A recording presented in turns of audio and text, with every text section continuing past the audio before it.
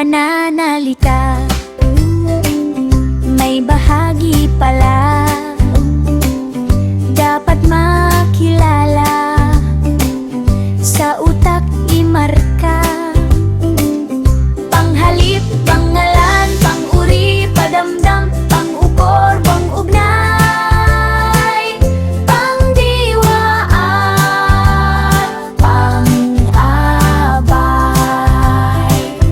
Pangalan ay ngalan ng tao, kaganapan, mga bagay, hayop at lugar o pook. Ang panguri naman ay naglalarawan sa ano-ano man kita o di magisnan.